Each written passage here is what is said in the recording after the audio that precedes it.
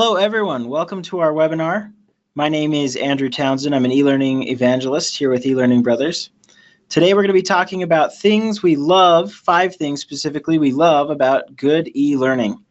This webinar will be recorded. We'll get a copy of it sent out to all registrants shortly after the webinar, and we'll also be posting a copy of the recording on our blog later in the week. To talk to us today about good e-learning, we have Michelle Thacher, one of our amazing instructional designers with us today. Thanks for joining with us, Michelle. We're super glad to have you with us and excited to hear what you have to say. During the webinar, if you have questions about eLearning Brothers, if you have questions for Michelle, please use that questions panel and we'll try to bring these up for Michelle or answer them for you in that questions panel. So please do use that, that window. Just so you know, one of the things we like to do after the webinar is try to follow up as soon as possible. Sometimes it's just to get feedback. Most of the time we would like to touch base and find out if anyone needs some one-on-one clarification about the webinar topics after the fact. And without further ado, I'll go ahead and turn the time over to you, Michelle. Great, thank you, Andrew. Good evening or good morning or good afternoon, everybody, wherever you happen to be today. So when I was asked to think about a topic for this webinar, I wasn't really sure what to do, but I looked at the date that it was scheduled to be delivered, and I realized it was going to be close to Valentine's Day. And so that's how I came up with the topic of 5 things we love about good e-learning. So since we're talking about things we love, this is going to be a little bit of a Valentine's Day themed webinar. And for all of those of you that are time and date challenged like I am, Valentine's Day is a week from tomorrow, just in case any of you have any shopping to do for the ones you love. And speaking of the ones you love, when it comes to e-learning, we can't fully appreciate the courses we love without thinking of all of our e-learning experiences, our e-learning X's, so to speak. So we've all had them, some good, some bad, some really, really bad. So what I would like you to do before we get too far into things is I would just like you to take a minute and think about all of those e-learning X's of yours. So if you would, you know, it could be a good one, it could be a bad one, just, you know, any of the ones that you've had in the past. And what I would like you to do is pick one that you would like to think about for the duration of this webinar. Like I said, it can be good or bad. It can be one that you worked on or just one that you took. So get that one in mind. And then if you would please go into the questions panel and just enter the topic of that course, just so we kind of have a list there of what people are going to be thinking about as we move through the content today. So some of these topics that are coming in right now, there's boring PowerPoint import as a topic, text only, compliance, effective supervision, storyline, sexual harassment, pool safety, compliance training, safety strategy, creating an old-fashioned cocktail. That's an interesting one. New hire orientations, several harassments, and some of them have comments on that, like ugh. Long 45-minute duration courses, crash carts, forced read compliance, vouchering, on and on. Lots of compliance training. Lots of compliance. Okay. I heard pool safety. That's an interesting one. I've never heard that one before. That's interesting. Okay, so good. Thank you for sharing those. Hopefully all of you have them. Because what I really would like to have you do as we go through the 5 things, I really want you to think about that course, again, if you designed it or took it, and really figure out how does that X of yours measure up with these 5 things. I hope everyone has one of those in mind. We're going to be moving into our five things. And, you know, just bear in mind, these 5 things are probably not going to be new concepts for most of you, but they are often the elements that we omit when we're crunched for time, or if SMEs are pushing for large amounts of content, and just some of those other things that happen in the shuffle of creating e-learning. So, you know, because that happens so frequently, I do think it's important that we get a chance to take a step back like we're doing today and revisit some of those foundational elements that really help make e-learning better. So let's go ahead and move into our 5 things. So the first thing we love about good e-learning is that the learner gets to be active. We want learners to have the opportunity to make choices. So in this example here, the learner is engaged in a conversation. The woman here on the screen has made a comment about the learner's shirt that she's wearing, or that the learner's wearing, and she says, "That's a cool shirt. I've seen that somewhere. Is that for a company?" And then the learner has to choose how to respond to that question. And so this information could have been presented simply as text on screen, such as, if someone comments on your clothing, respond by saying XYZ. But instead, the learner is presented with these options and has to choose a response. So it's simple, but it's not passive. And a key point here is that, you can use this format to present information. You don't need to instruct the learner on the right answer necessarily. By presenting it in kind of this question format, they're still getting the content, but they're making a choice and thinking about it. So it's active, it's not passive. Here in our next example, the learner is active because they are deciding. They're participating in making decisions that would match those that he or she would be faced with in real life. So as you can see here on the screen, we've got some priorities, there's constraints, there's requirements, and the learner has to evaluate all of those items and then decide if he or she would approve or deny this project. And so this activity is giving the learner practice of making a decision that they would have to do on the job. So an active activity such as this would be tied to a learning objective, ideally, targeting a behavior that you want the learner to become proficient in. So as you can see, it's constructed in a way that really is going to mirror all those different elements that would go into factor into making a decision that you would have to do if you were in that role. So another way to help make the learner be active is through discovering. So here the content could have been just presented as a series of click next screens full of text, but since the content here relates to vehicles, the car itself is serving as the focal point, allowing the learner to discover the coverage of the product coverage by navigating through the different points. So, it's nothing complicated, but it's just, the learner's not just sitting there, they're actually having to do something. They're staying active. And if they're active, they're awake. And so that's key. This one's a very similar concept. The learner has to explore this room to discover how some of these common items impact sleep or relate to sleep. And so the exploration approach allows the learner to control the order of the learning, and the graphic of the room, it's serving to tie all of these different pieces of content together, and it's putting it in a real life context. And by having this visual, it's going to help the learner recall the information better. They're going to be able to remember it in context. So let's go ahead and pause for a moment and let you reflect on your e-learning course, the one that you made or took that we talked about at the beginning. How satisfied were you with the active learner experience? So if Andrew, if you pull up that poll, yep. Think about, how much choosing or deciding or exploring or discovering was happening. Those early responses are coming in. It looks like the active learner experience is not bringing in a lot of extremely satisfied responses. We've got a lot of dissatisfied, a lot of satisfied, and quite a few extremely dissatisfied. But your vote might change it, so keep voting. We'll bring these to a close in about 5 seconds. Yes, and also, once you've entered your answer in the poll, if you could go ahead and enter into the questions panel what you liked or didn't like about that active nature of that course. If you have an idea for a part that could have been more active, just drop that in there. It would be good to hear some of those. So here's those results. 37% were dissatisfied, 34% were satisfied, 22% were extremely dissatisfied, and 6% were extremely satisfied. Some of the responses coming in here, I was extremely satisfied because it was my first time. It wasn't active, it was very lecture focused. That could be one reason they were dissatisfied. Very passive, just listening to a PowerPoint presentation. Could have allowed for more discovering. Slides and slides of massive text to read. Only activity was clicking next.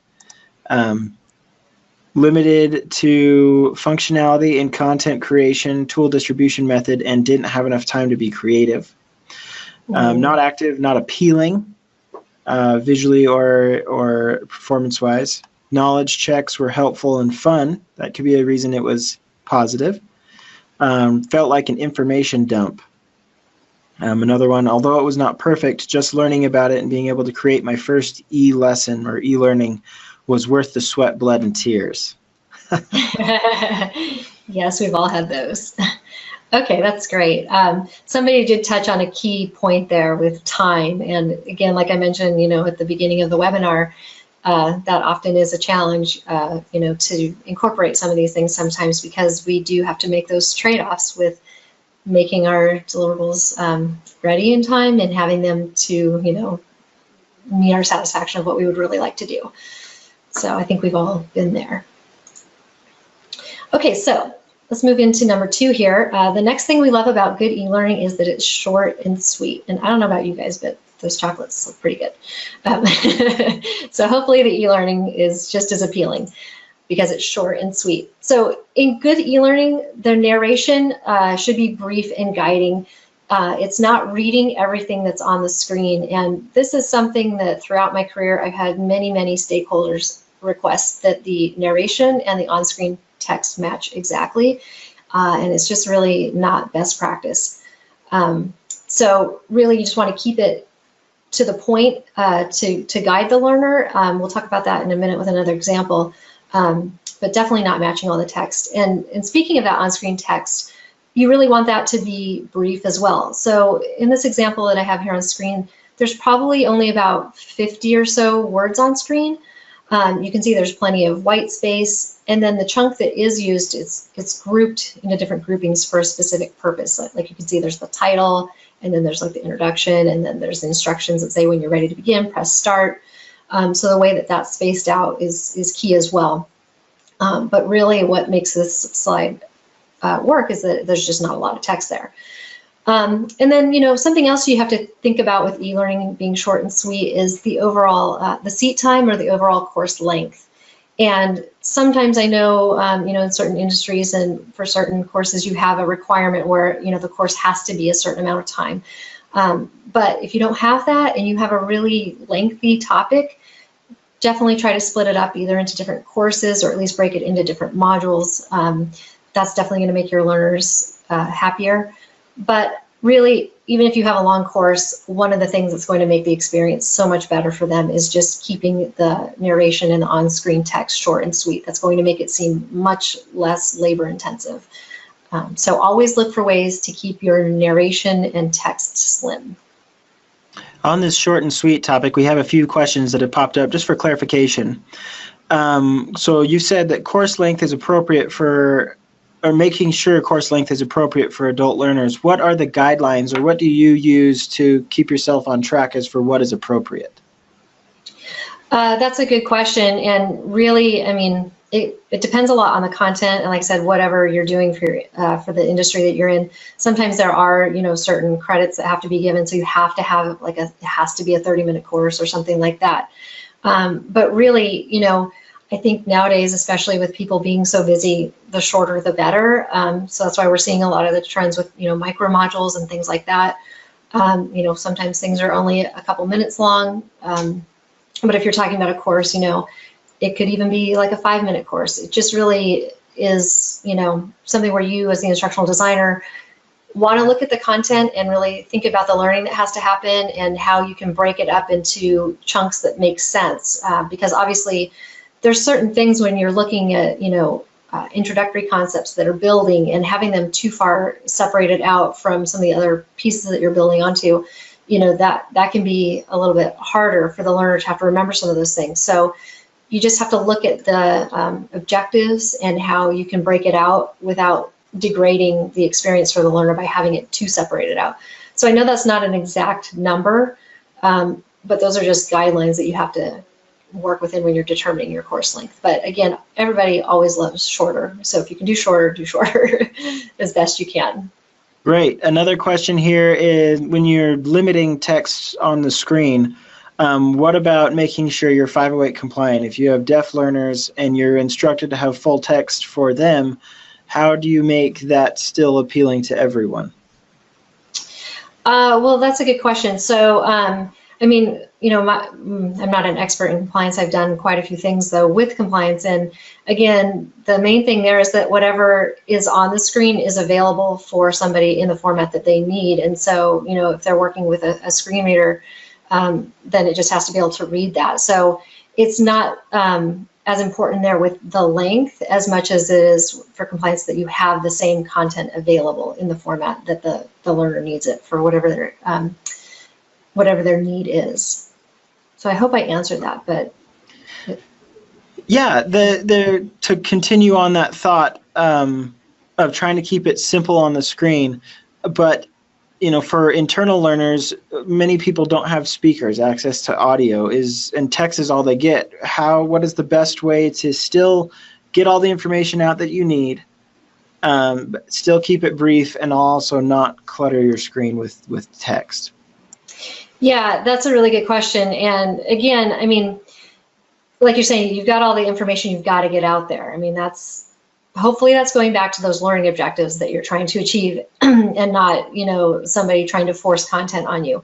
But it's not so much about, you know, limiting what you have to deliver. It's more about just how you're presenting what you have to deliver. And that's a key distinguishing factor there. And it's a basic one. It sounds simple, but, you know, unless you have some sort of limitation on screen counts, which hopefully you don't, extend the screens out. Instead of doing it all on one screen, break it into 3 if you can. My next example actually touches on that a little bit, so let me move into that one. And sure, this will be just a different example. So in this one, and again, this is just a screenshot, so obviously you couldn't hear the voiceover that would be going with this, but the actual narration of this screen provides just a brief instructional introduction of the pre-bid meeting, and then it jumps right into telling the learner what they need to do on this screen. And those instructions that are up there on the top right-hand side there are reinforced with that text on the screen. So again, even though there's lots of content here, it's not all being fed through the narration. And so this is similar to kind of like a click to reveal, except it's like a drag and drop type thing. So the learner's being active here. They're having to match the icons by dragging them to the placeholder area there, and then they're revealing more content. So this screen, once this was fully populated, would probably have a lot more than 50 words, like what I was mentioning on the other one. But again, it's coming in one bit at a time. So it's chunked out for the learner. And again, with the way this is presented visually, with the headings of the different topic areas, it's much clearer to read than having it all as just text on screen all at once. And so as you're designing your courses, you know, that is one thing that you have to look at. The purpose of the pre-bid meeting, ideally, if you can have that on one screen, since it's all, you know, one topic, the purpose of the meeting, that's great. If for some reason you couldn't do an activity like this and you had to spread it out, you know, you're just going from one screen to the next. The learner's going to be able to carry that knowledge from one topic to the next on the next screen. Whereas, you know, you wouldn't want to break these particular topics out into different micro modules. You might, if you want to go into further depth, you know, deeper depth later, but certainly not for the introduction, which is what this is. So, okay, I heard this one mentioned by somebody who was entering some of their comments earlier. The third thing that we love about good e-learning is that it is visually appealing. And good e-learning just looks like it's fun to take. You know, here, this is just a very simple drag and drop. It could have been done with basic shapes, you know, like labeled rectangles as target areas. But instead, you know, you have this creative design that's actually helping to reinforce the message. You know, they want the learner to learn which items have to be discarded because they're illegal. And so this creative design just, you know, it will help the learner want to engage because it just looks more fun than just text on screen in rectangles. So, you know, just always be, once you've got, you know, your baseline down of your content, and maybe even you've designed a drag and drop that's just very simple, you know, go back and look at it and be like, you know what, I probably could just add a few graphics and make that a little more, you know, interesting and appealing. This is another example. It's a compliance course, and again, I know at the beginning of the webinar, a lot of you said that your eLearning X that you were thinking of in your mind was compliance. So, those can get pretty boring. This one, it's kind of cool because the learner is taking on the role of a field agent, and they, as you can see, the screen has kind of this field vision lens that's laid over the graphic, and that lens is giving them a way to receive the information that's related to the tasks that they have to complete. So you can see here, it says incoming message, click screen to accept. So the learner, again, they're being active. It's a creative way of doing it, but there's not a whole lot going on here. So even if you're not a graphic designer, this is something that you would probably be able to do fairly easily. So Andrew, let's go ahead and do another poll. Think back to your eLearning course, your eLearning X. How satisfied were you with the visual appearance of it? Did it look like it was fun to take? And again, after you've entered your response in the poll, please go ahead and tell us in the questions panel, what was it about your visuals, your X's visual appearance that was either good or bad?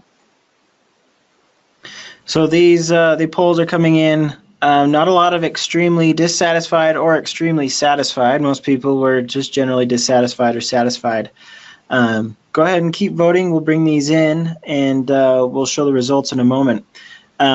What people are saying about them, cookie cutter, corporate template, just words and a picture, just PowerPoint slides. It looks like a lot of training is just PowerPoint. And that's not necessarily bad, but it can be designed to be much better. Too cluttered, rigid templates. The course I took was just tons of text and bullets, like reading a checklist. Used corporate branded white background PowerPoint slides and plain black text. This person enjoyed their visual appearance because there were fun characters involved. Graphics purloined and were not always germane about the topic. Staying on the topic, satisfied, lots of white space and relevant graphics, vector characters, ugh. Very stimulating, interactive, visuals tied to the content. It's very tough when you have to work with a template, but that's not necessarily the end of the world, but you're right. I mean, putting those kind of parameters on it can definitely damage the potential visual appearance of a course. I'll go ahead and close that poll and show those results here. 44% were satisfied, 41% were dissatisfied, 11% were extremely dissatisfied, and 4% extremely satisfied. So a lot of people hanging out in the middle, very few more satisfied than dissatisfied. Yeah, and those are some interesting comments. Thank you guys for sharing those. And I certainly feel for the people that have the corporate templates they have to stick to. Earlier in my career, I worked in some organizations that were like that, and that was definitely a challenge because, e-learning isn't just a PowerPoint presentation. It's a whole different thing, but we're kind of forced into those things sometimes. And so, the best you can do, hopefully in your organization, is to try to work with them and see if there's ways that, find out what the elements are that you have to incorporate. Sometimes you can get away with just having the frame of your slides mirror the template, and then you're free to do whatever you want in the middle. Not everyone's going to be that lucky, but just doing what you can to try to make it visually appealing within the confines that you have is probably the best that you can do. Okay, so here's our next one. It makes the learner think. Imagine that, right? If the learner isn't thinking, it's probably a good guess to say that they're not learning either. So this one seems like a no-brainer, but sometimes if you go back and look at these things that are developed and called as e-learning, they're really not making the learner think. So what you want your learner to be doing is thinking about the content that you've put into your course and having them apply that new knowledge. And that should all be happening through the activities that you're creating. It's just not a good use of your learner's time to create activities that don't require them to think. One way you can gauge the strength of your activity and determine if you're making them think is, before you even build it out, take it on paper to a couple of the learners that are in the target audience. They haven't seen the content before, ideally, and you just have them look at it. And if they can complete your activity and get it correct without going through your content, you know, you might want to consider reevaluating what you're asking them to do. Because good e-learning really needs cognitive interactivity. And again, they should be learning something and applying something that's new. If they already had that as pre-existing knowledge, or again, even if you ask somebody that isn't even familiar with the subject and they can answer it, you know, that's not really making learning happen. That's just having somebody do something. So let's talk a little bit more about cognitive interactivity in the context of multiple choice questions. And multiple choice questions should really require the learner to thoughtfully consider multiple options. If the answer is immediately obvious, either the question may not be on target, or, you know, perhaps the question's solid, but then your distractors might need to be reworked. So let me tell you a little bit about, you know, what I'm talking about with that through this example. So here, you know, we're having the learner respond to something that a character named Drew has said. And the first and the third answer choices, they're very similar, but it's not immediately apparent which one is correct. If you're wondering, the third one is the correct answer because it's the better choice. It acknowledges Drew's contribution, it sets a positive tone, and it encourages input from others. The first option, though it's similar, it just doesn't do all of those things. And as most of us know, there's, you know, nuances in communication can really have a big impact on a situation. And so this question illustrates the quality of the third response over the first response, and learners have to stop and think and like, well, you know, the first one and the third one, they're really kind of similar. And they're, you know, analyzing that like, okay, well, you know what, maybe that third one is a little bit better. So you really want them to stop and think about what they're doing. So really think about how you can fine-tune your distractors and to make them target the learning objectives that you have, you know, behind your questions and activities. All right, we're already on to number 5 here. The last thing about the fifth thing that we love about good e-learning is that it feels authentic. So what do I mean by that? Authentic means that the content is being presented within a context that feels familiar, real, and relevant.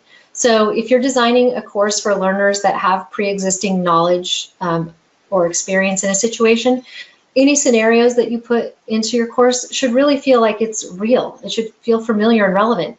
If your learners are new to the content, you still want it to feel real to them. They should believe that it's something that could really happen. And one way that you can do that is by having consequences that illustrate what actually happens in the real world. And so let's take this example here. We have Ian, who is this airline customer whose flight has been canceled. And then based on the learner's responses, Ian is either going to become outraged, as a lot of customers would, or he's going to be pleased with the customer service he's receiving. But the key thing about this that makes it authentic is his reactions mirror what happens in a real customer service situation. And so to get things like that right in your scenarios, it's important to work with subject matter experts who can help you with the authenticity. They know the consequences that can arise. They know the wording. You know, if you're doing a customer service course, it could be quite easy to try to make up something that somebody has, you know, might say. But if you have a subject matter expert who could give you some stories about, oh, I had this customer one time and they were really angry and here's what they said, that's going to be so much more authentic than anything that you might come up with. So really have realistic wording and realistic outcomes in your scenarios. And then, you know, to the extent that you can, make the experience look and sound real. You know, like I said, look at those word choices. Think about the tone of voice if you have characters, you know, providing any dialogue. If you have sound effects, that helps add to the atmosphere. And then, of course, the images that you use. But try to look for ways to leverage all of those things and to bring them all together to enhance the authenticity. And that authenticity doesn't just have to be limited to instructional moments. This course here provides a very immersive experience for risk management training. And at this point in the course, the learner is entering a secure facility. They're going to be running a meeting there. The dialogue that's happening here with the security guards, it just helps support the context and gives the course the authentic feel. It's not central to the instruction, so it is kind of a nice to have. If you're, you know, crunch for time, you might not be able to build something like this out. But if you can, it's really, you know, putting in these little pieces, it just helps set the stage for the content and helps facilitate that engagement on a different level than if you don't have these kinds of things. So, you know, like I said, I know we're crunched for time a lot of time when we're doing these projects, so you can't do these things in every place. But when you do have the opportunity, just look for little places to pepper these in, and it just raises your course up a little bit more. So that is all of our list here of the 5 things that we love about good e-learning. And of course, these aren't the only good attributes of e-learning. Like I said, they're important ones, and they often get overlooked as we are hustling through our course creation process. So now that we've gone through that list of 5, I'd like you to go back through the list and think about your e-learning course again, your e-learning X. Which area do you most wish that course was stronger in? And go ahead and rate just one of those areas. It might have needed help in a few areas, but pick the one that you think would have helped it out the most. And then if you could, in the questions panel again, tell us about a specific change that you would make to make your X better in that area. Early results, there's a much higher number of people voting for active engagement. That seems to be something that's missing from a lot of courses these days, is active engagement. There's a few other cognitive interaction and short and sweet approach votes coming in, but definitely the majority of these are active engagement. I would have created it from the start instead of using a template or picking up where someone else left off. I had a difficult time deciding between active engagement and cognitive interaction. That's tough. If there's 2 of them that definitely stick out to you, then that doesn't bode well for a certain course. Let's see. Authenticity and more active engagement would have been nice. I would have put more options for the learner to choose during the course. Would not have just used PowerPoint and webinars or just video. This course is being redone this summer. Ooh, good. You'll have chances to turn it around, make it a little bit better. Ensure that the quiz component, ensure that there is a quiz component. Often I've bailed on this, but I see now it helps with both cognitive interaction and active engagement. That's true. This person says they'd like to adjust visual appeal only because I switched images from using Simpsons animation and Japanese anime. I should have kept it consistent. Way too passive. Read and post comments / submit on paper. Need to make it better. I'll go ahead and close this poll and show those final results. For sure, many of you agree that active engagement was something that you wanted to change. 23% went with cognitive interaction, 16% with short and sweet, 11% with visual appeal, and only 4% wanted to make changes to their authenticity. Sorry, Andrew, what was the number 1 response? Number 1 was active engagement by 45%. Oh, wow. Wow, okay. All right, that's interesting. Okay. I wouldn't have expected that necessarily, but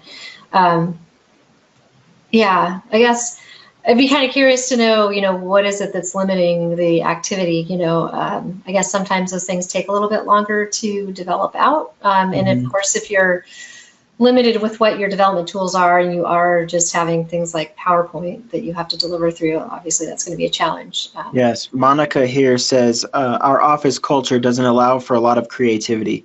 No fun or games. They want serious learning, which is difficult to keep the learner's attention. Well, even serious learning can be fun. Yes. For sure. Yeah, serious learning does not have to be boring. That's definitely a myth that we need, us in the learning industry need to keep telling people, because they think boring equals learning, and it's the opposite. So I do want to call out, there's several people want to see this Simpsons and anime e-learning. So whoever posted that, reach out to us. We'd love to see a sample of your course and publish it. We'd like to take a look and see what's there. And we'd like to see a before and after. That could be fun as well, to see your old course and then after you've made adjustments. It's always fun to see how people grow and improve their e-learning courses over time. That would be awesome. Yeah, I was wondering about that Simpsons one. I can't imagine what the topic of that is. Okay, so that brings us to our question time, if any of you guys have any questions out there. We have a lot of questions. Let me put some of these together. we took some questions at the time that they were asked. We have a few leftover questions from the past that we'll try to get to during this questions time. Feel free to keep asking. We have people that are monitoring the questions panel. We'll try to get to as many of these as we can in the next few minutes. Okay, so going back to much earlier here, in micro-learning, is it a good idea to keep your audio and your captions verbatim? If you have to have a caption to whatever's being said, do you want to keep it exactly the same, or can you change those, or what is your thought on that? So again, I don't know so much about whether it's the micro module that matters or not. You know, in general, whatever the length of the training is, it doesn't matter. You don't want your voiceover matching your on-screen text exactly. It really just should be an introduction to whatever it is that's on the screen, and whatever it is you want the learner to do. If it's just, you know, read the information on the screen, you know, it's as simple as that. You tell them to read it. Or if it's, you know, read this and then complete the activity. It's that brief and it's that guiding. Now the accessibility thing is a little bit different, so I'm not sure if we were touching on that again or not, but with that, you know, whatever is spoken does need to be presented exactly in your captioning, so that the learner, if they are hearing impaired, they're getting the exact same message that somebody who can hear it is. Great. Another one is, what are some options other than voiceover for getting information to your learner? Yes. Okay. So, you know, a lot of people always want to go back to voiceover as the way to present information. And I think that comes from all of us being in school with our teacher up there in front of us telling us these things. So, you know, unless you happen to have some awesome teachers who went about things a different way, you know, it's always been pretty traditional in school to have a lecture style. And so we go with what we're familiar with. And that's where you really need to start, you know, stepping out of that mindset and thinking about ways that you can present the information that's going to be in an active way. So if you think back to that example at the beginning of the webinar with the woman with the t-shirt, you know, there wasn't voiceover on that. And, you know, if the learning objective there is, you know, if you're wearing one of our company shirts, you know, we have a message that we want you to tell people if they ask you about it. We don't need to tell the learner that. We can create an activity where they are in that situation. So again, making it like an authentic experience, because that's where they're going to apply the knowledge if somebody's commenting about their shirt. So why not make your instructional activity mirror that experience? So, you know, as we showed there, have the woman say something and then have the learner pick from the right response from the different options that are there.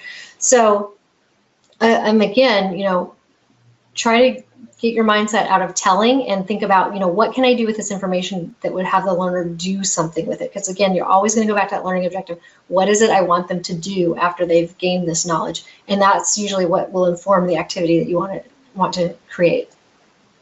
Wonderful. Another question here, how do you include environmental and situational extras without lengthening the course, since we want it as short as possible? So how can you increase your active engagement without increasing the length of your course? Yeah, that's a good question. And so like maybe you're talking about that example with the security checkpoint. It definitely can lengthen it. So you have to be selective about it, because it's not only lengthening the time of the course, but it's also lengthening your work and the developer's workload, or whoever you have on your team, or if it's just you, you're putting more on you. So think about the instructional reason behind why you would be doing it. So for example, in that one, you know, it was important because this was like, you know, highly classified information. And so to put the learner in the mindset of like, this is, it's a high security situation. This isn't just, you know, I'm walking into any meeting. That was the reason that was there. You know, if you're just setting up something for a meeting at work, you're not going to have some sort of like transition past the water cooler to get to the conference room. There wouldn't really be any point with that. So really think about, you know, everybody's busy, they're always doing their work, they got to come do this e-learning and they've got a million things on their mind. So how do you get them in the right mindset to absorb this content and to be thinking about what situations they're going to be applying it in? And that will help inform where you can add some of those little enhanced moments. Another question is, how much interaction should you have in your e-learning? Is there a percentage? How do you rate that? How do you decide what is enough or what is too little? Well, I guess in an ideal world, it would be as active as possible. But like I said, we're all operating under, time constraints and resources constraints. So I can't give you an exact percentage on that. I think it's more about, again, it always goes back to those learning objectives and what is it that we want the learner to be able to do or be able to perform after they leave the course. And that's really where you have to choose to spend your time. So if you're creating activities that are going to give them that real world practice, that's really going to inform what percentage of your course is active. And again, think of starting there, and then you can kind of work your way backwards, because you have the active experience could be like the person at the airport. That might be like a accumulating activity where you're evaluating it. But there might have been things that came before that where they're getting instruction through active measures too, like the example we looked at with the car. So the car, in that case, it could be a nice to have. I mean, I know these are two different topics that are unrelated, but just to give you the examples that we looked at. You might not, with your development timeline or your resources, be able to make that content be active. So, but it's more important that you have the active assessment experience. So really, it's kind of think about, your ultimate goal and what you would really love to do if you had the time, and then work back towards what you can do with the reality of the resources and time that you have. Great. We're only going to take one more question. We are out of time, but I think this is a great question. For a really simple interaction, should instructions for the learner be on screen at all times, or can they go on and then move you into the interaction? That's a really good question. Ideally, if our interactions are intuitive enough, you don't really need to have directions, but for some reason with e-learning, we always have to have them there. So maybe one day we'll get to that point where we won't have to. But I think once the learner has read the instructions and they're moving into the interaction, those could go away. It would be nice to have something like a little icon though, where they could access the instructions again if they wanted to refer back to them. But I don't think they need to be static on the screen the whole time once the learner's actually into the activity. That's a good question. Wonderful. So that's all the questions that we're going to take now. Thank you so much, Michelle, for this amazing presentation. We do want to continue the conversation, though. There have been tons of questions that we weren't able to answer, and I apologize. We would like to get all of your questions answered and make sure that you are getting what you want out of this webinar. So please send an email to the email on the screen, info@elearningbrothers.com. Mention you saw this webinar and that you still have questions. You can also call in if you want, 801-796-2767. And we'd love to talk to you about what we at eLearning Brothers Custom. So Michelle works on the eLearning Brothers Custom team in developing all of these amazing e-learning experiences. And these demos that Michelle showed are all things that the custom side has built. We'd love to show you what we can do there. We also do some consulting. If you have questions about courses that you're already working on, by all means, check in and see what we can do for you. Thank you again, Michelle. We have more webinars coming up this week. Every week we have webinars, so check out our events calendar, elearningbrothers.com/events. And thank you, everyone. We'll see you next time. Thanks, everybody.